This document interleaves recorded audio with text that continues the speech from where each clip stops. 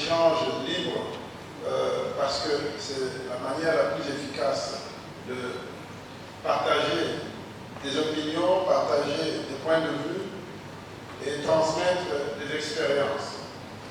Alors, lorsque on m'a dit le sujet de la réunion du colloque d'aujourd'hui, je m'étais dit, est-ce qu'il faut beaucoup plus parler de politique ou bien beaucoup plus parler d'économie?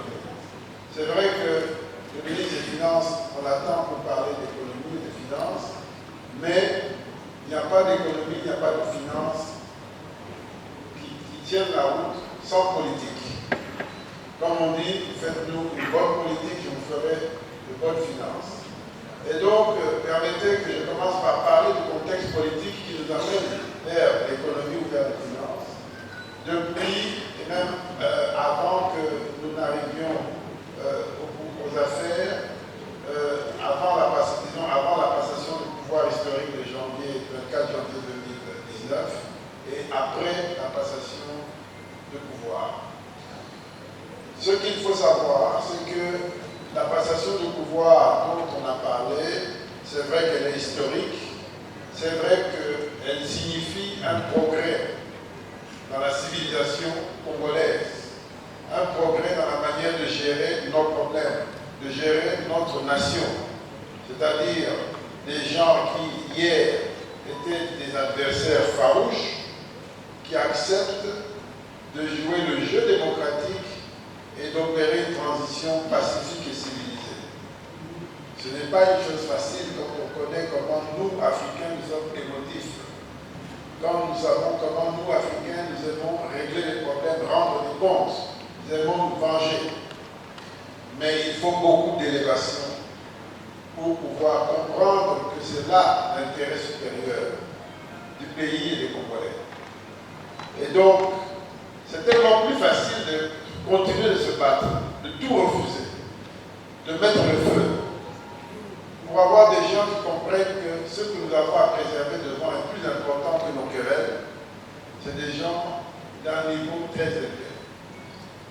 Et ce niveau très élevé, nous avons la chance d'en avoir eu dans la personne de notre président, Félix Antoine Tshisekedi Tshilombo, qui est le fruit et le résultat d'une longue expérience, d'une longue lutte, d'un combat qu'il a vécu toute sa vie depuis qu'il avait, je crois, 15 ans. Et il a expérimenté le combat mené par son père, ou les combats menés par son père, parce que son père a combattu durant 3 différents régimes. Il a expérimenté les combats menés aussi bien par le pays qu'à l'international, parce que notre pays est toujours au cœur des enjeux internationaux. Et il a pu mûrir cette réflexion qui nous a amenés à cette victoire. Ce n'est pas peu de choses. Beaucoup de gens, vous l'avez vu même au sein de notre parti, sont restés dans des positions extrémistes qui ne produisent rien d'autre que le plaisir d'être dans l'extrême et de tout refuser. Mais la vie est beaucoup plus compliquée que cela, et notre président a compris, avant beaucoup de gens au sein de notre parti, qu'il fallait un minimum d'ouverture et beaucoup de pragmatisme pour faire évoluer notre pays et l'amener à la victoire. Parfois au prix de beaucoup d'incompréhension et même d'accusations. Vous savez combien il a été accusé dans ce pays, dans cette ville.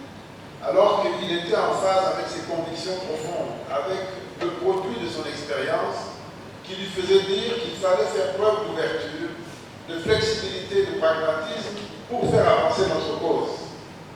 Cette ouverture a commencé dans l'opposition, lorsqu'il a ouvert les bras à des gens qui étaient avec notre adversaire principal quelques années ou quelques mois ou quelques jours plus tôt.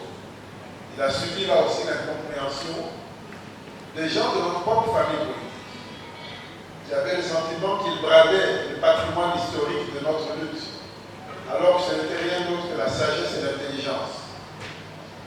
Et il a fait juste, vous vous souvenez de Genève, et d'après Genève, c'était le prix à payer pour pouvoir présenter un autre visage, une autre image du parti, un parti prêt à gérer les fragilités de notre pays, à préserver l'essentiel, c'est-à-dire la paix et la stabilité, et à conduire le développement.